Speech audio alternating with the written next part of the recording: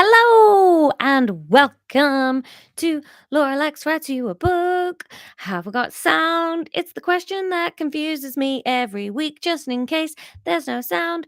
Hopefully, though, there is sound. Hello, everyone, and welcome to the eventful chapter that is. I've been sat just for a couple of minutes reading through all your chitter chatter. Um, it does warm my cockles doing this. It really does. Every time I get a bit stressed trying to write the chapter and thinking, oh my God, what is this? I go, they don't really care. It's really not about the book, is it? But in a way, well, in the only way, that is exactly what I wanted to make, was just a nice little place where everyone could just hang out for free. So I hope your weeks have been well. I've been looking at the chat and people have had a busy one. Lisa's boyfriend's had good job news. Everybody else seems to have the rain that we've had here. Oh my days, today has been ridiculous. So for those of you that know my general chitter chatter about my dog hates to be outside, and I ruined her life at the weekend by taking her on a big walk that involved going in the car, which also she was furious about. And so I didn't walk her yesterday or Sunday. And so I was like, right, we are definitely going out today. And then it's just rained all day long. And then it sort of slightly looked like it was going to be sunny this afternoon. And I thought, right, I'll finish up this writing job that I've been on today and I'll get her out. And then, nope.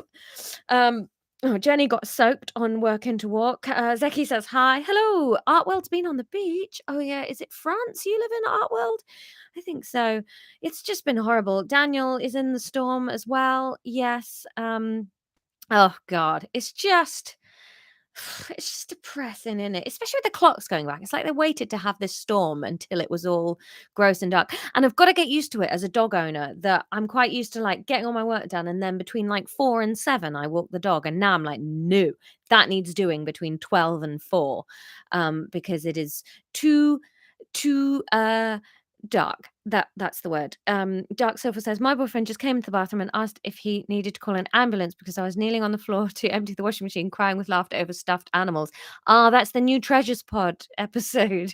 Oh, so I do 2 podcasts for those of you that aren't particularly podcasty. One of them is Lex Education that I do with my brother Ron. He's teaching me GCSE science. And the other one is the National Treasures podcast, which I do with my best friend Will, where we go on days out and we record the days out, and then we do research on things that we found on the days out. And we were a little bit behind due to life stuff happening last week. So we did about 4 hours of recording back to back yesterday, and it all got slightly hysterical, if I'm honest. But yes, Will was telling me about taxidermy, and I got very confused. You know, when you're really listening to something, and then all of a sudden you thought you were listening, but they are talking about something, and you're like, how do we get there? What are you saying? Woof. Artwell says, can I put a request in, Laura, for the next book? Yeah, go for it. What's the request? Dark Soulful says, if you haven't listened to either of the podcasts, you're missing out. I would be inclined to agree, but I'm biased because I make them. But I do love the way my brother is getting a lot of love on Lex Education, because like Will's a comedian, so he was always going to get love. We knew he was going to be funny. But lovely Ron, who isn't in comedy or entertainment at all. He just does some weird software stuff in Brussels. I love that people like him. It just makes my heart sing. Um, Jude says, class dismissed. That is Ron's catchphrase, yes. We've run out of the class dismissed hats, though. Still got a couple of the baseball caps. If anybody is hoping for Lex Ed merch, we've got like 2 of the baseball caps left, I think, somewhere. Oh, Andrea says, finally a Tuesday where I am at home and can watch live. Hello, Andrea. Artworld says, the one with Canadian Jesus would make a proper great read. Oh, what? To actually turn into a book as we know it? Yeah, I keep thinking about dusting that off. So that was the book that started this whole project, was a book that I wrote years ago that no one ever wanted to publish. So I just read it live through lockdown. That was the one that started book club. And I'd love to get it published, but publishing is such hard work, like such hard work. It's amazing me now that I've seen a small corner of it. My God, it's hard to get a book off the ground. It makes me realize what a like fairy tale situation I had with getting Clough Actually and Pivot published, because it's not like that all the time. Right. So chapter 5. So it was there was actually, of the 4 options for the last vote, one of them got 0. Nobody wanted them to just not find the keys. Um, you went for yes and something else. That's what you voted for. So that's what's going to happen. And then I'm very excited because at the end of this story, you've got basically a yes or no vote, and it is going to blow the story wide open. Either way you go, there's going to be events. Because I was sort of looking at where we're going, and I thought this needs some fuel in the plot engine. Where does the fuel go? It does go in the engine, doesn't it? And then I just don't understand how engines work. Should put that on a list to talk to Ron about. But yes, either way you get drama, it's just up to you which way the drama goes. It's going to kind of be like at the end of this chapter, you've got a yes or no, and the genre that the book continues in is dependent on which way you go. It's I'm so excited. It might just turn a corner and you'll go, what has happened? How exciting. So, and if anybody's watching and thinking, what are all these references to people like Anya, and Aleph has just come up there? Those are characters from the previous lockdown book clubs, which are all here somewhere in a playlist. So you are welcome to go back and rewatch those. I don't know if they're fun to watch, not live, but hey, you might want them on in the background while you wander around the house. That's what I do now. I just carry my laptop around with me playing Real Housewives while I do everything. I just can't bear to be in silence. So, chapter 5 is where we're going. So we finished up yesterday, last week. They were laughing under the camper van. They lost the keys. They were under the camper van. They were laughing. And so now we're going to jump into chapter 5. Pew! It was probably one of the best and worst nights of Leah's life. After about the age of 13, maybe 15, you don't expect to giggle through an uncomfortable night of sleeping on the floor, but there she was, snorting with laughter every time she thought too hard about where they were and what they were doing. She would settle down and think she was drifting off, and then feel the shaking of Harry's silent laughter next to her, and it would set her off again.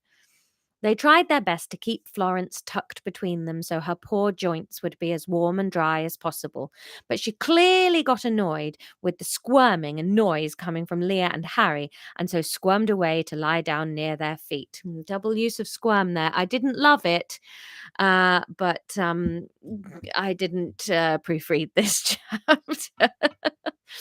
But Brendan says, you just came up on my YouTube list. Haven't seen you here for years or months, lol. Sorry about that, Brendan. Here I am. If you're talking to me, you might be talking to somebody else. I don't know. I feel like I post quite a lot. The cold burrowed down deep into the muscles around Leah's back and shoulders, and she felt all night as if she were at least partially awake. The rain thrummed and tinked off the camper van, and while she stayed dry, she felt achingly stiff and cold.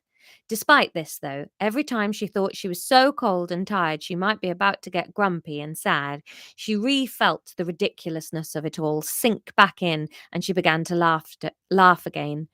And the laughter seemed to let the tight muscles of her cold spine relax. Morning would come.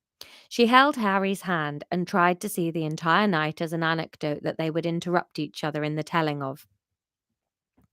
At first, she wasn't sure if the sun was coming up, but then the greyness of the light creeping in turned into colour, and they emerged from under the camper van. Harry is Welsh, yes. That, Harry said, rubbing his face vigorously, was awful. And Leah laughed all over again. Yes, it was. Right, let's look for those keys, shall we? They retraced their steps back towards the pub, eyes fixed on the ground, combing the grass for a glint of silver. It was roughly here, wasn't it? Leah said, feeling hope draining from her that they were going to find the keys and avoid an expensive locksmith's call. I think so. Do some sniffing, Harry said, huffing great lungfuls of air in and making Leah laugh again. She'd missed laughing at him. Her heart twanged again at the realization he'd stopped playing and she'd failed to notice. What are you doing? Well, we only lost the keys because we were collecting poop, Harry explained, sniffing in again. Maybe there's a remnant of that can lead us there. Leah belly laughed. What a disgusting trail of breadcrumbs. They moved slowly through the dewy grass, hoping the grumpy landlord wouldn't see them and think they were totally mad. Wait, what's that? Something glistened in the shiny beads of water on the grass, and Leah pounced. Aha! But when she lifted the shining object out of the long grass, being careful to look out for stray swipes of dog excrement, it wasn't a key at all, but a locket on a long chain. Key? Harry said excitedly, stepping closer to where she was inspecting her find. No, Leah held it out to show him. It's a necklace. Oh, wow, that's really lovely. Harry tried to flick the locket open with his thumb, but it was stuck fast. It is, Leah agreed, but I don't think it's going to help us get clean clothes and a toothbrush. My mouth feels like it's full of moss. I'd love a shower that wasn't just Florence's tongue. Leah pocketed the necklace and they continued their search, necks aching from craning down. Leah's boot stepped down and she felt something hard underneath it. Oh! She jerked her knee up quick, and there, lying innocently beneath her foot, was the key. Harry, I've got it! Oh, Leah, yes! Oh, thank God! They raced back to the van with Florence loping excitedly next to them, probably wondering what these bizarre humans were up to. They immediately put some water on to boil for some much needed caffeine and then took it in turns to shower and clean the night off themselves. They persuaded the grill to produce some seriously uneven toast and settled into the squashy seats of the van to eat breakfast. Well, Leah said, chewing her toast and already dreaming of the next slice. The night time was a bit of a disaster, but this morning bit is good. Maybe if we're a bit more careful, we can complete an entire nice day on this trip of a lifetime. Yeah, Harry said, adding more jam to his toast. Speaking of which, what do you want to do today? You tired? Do you just want to stay here? It's very quiet, isn't it? Dude, I work in a library. I'm okay with quiet, Leah said, standing up to offer more innocent bread to the whims of the grill. I actually fancy exploring, though. What do you reckon? Yeah, me too. I'm glad you said that. Should we see what's in the area we could do? I think my battery should have some charge in it by now. He leaned across to where his phone was creeping back to life and then began scooping through his browser looking for local excitements. They finished up breakfast, even enjoying doing the washing up due to the novelty of the camper van. Harry offered up options for their day in between drying plates and knives, and they eventually settled on a local folklore museum that seemed like it would be very interesting. Hang on a minute, let's just do this whole sentence again, shall we? Because it helps if the intonation's right, doesn't it? Harry offered up options for their day in between drying plates and knives, and they eventually settled on local folklore. Is hard to say. That's what I've decided. Local folklore.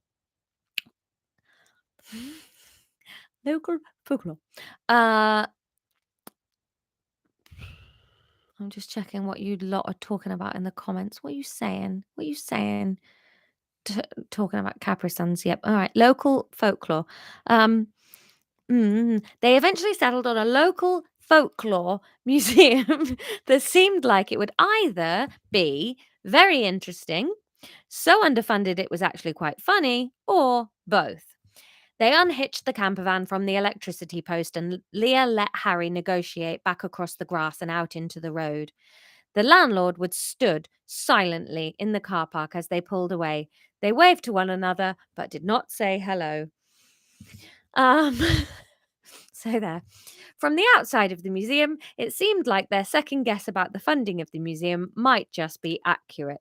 It was tiny looking, barely more than an extended shed, really, but the sign outside it looked so lovingly made that they decided to go in and enjoy. A friendly woman on the door welcomed them and exchanged their cash for 2 raffle tickets to prove entry paid.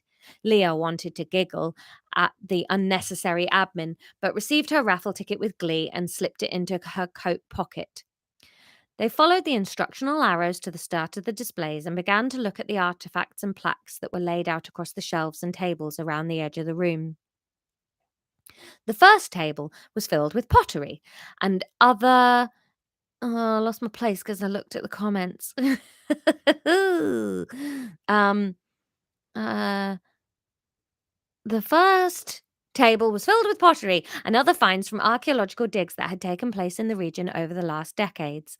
There were pots that indicated Roman invasions, various weapons and building tools, and bits and pieces of pottery and jewelry. If you could live in any time from history, which would it be? Harry asked, musing past some spear shafts. Am I still a woman? Leah asked, following him slowly. Yes, why? Harry frowned at her. Well, it makes a huge difference, doesn't it? I'm not going to go back to most times as a woman because it's basically signing up until torture until I die. Hmm, maybe Romans? If you could social climb or manipulate well enough, you could be pretty powerful as a woman then. Yeah, okay. What about as a man? Yeah, probably still Roman. They just had good food and wine. They both laughed. How about you? Leah, just me speaking. How about you? Uh, I know it sounds weird, but I'd be interested to go back and be some sort of pre-Roman Celtic tribe, maybe. Maybe I'm just still bored and frustrated with life, but I could go for some hunting and gathering, some rugged living. One night under a camper van isn't enough for you. Leah laughed, massaging the spot where she could still feel the ghost of a stone lodged in her shoulder blade. Good point. Oh no, that's Harry. Good point. Can I be a hunter gatherer with a pillow? I think that depends how good a hunter you are. They continued moving around the displays and finally came to the end of the museum. Ah, the grasping at straws section, Harry muttered quietly so none of the staff would hear. It was a collection of local tall tales and myths of different sprites and spirits that supposedly haunted and protected the area. "I like this guy," he said, and read Leah the story of a spirit that haunted local waterways, spooking fish into hiding if fishermen didn't offer up at least half of their sandwiches. "What about life pre-sandwiches?" Leah whispered, and Harry muffled a giggle. "How about this one?" Leah read Harry the details of what to do if you encountered a pixie who wanted to read you a riddle. "I'm surprised she didn't stick her head under that van last night. A good riddle would have been the icing on the bloody cake," Harry whispered. "I could have done with a little hate from this dragon," Leah said, pointing to a medieval sketch of a dragon who had apparently been seen nearby. "Then my back wouldn't be so stiff right now."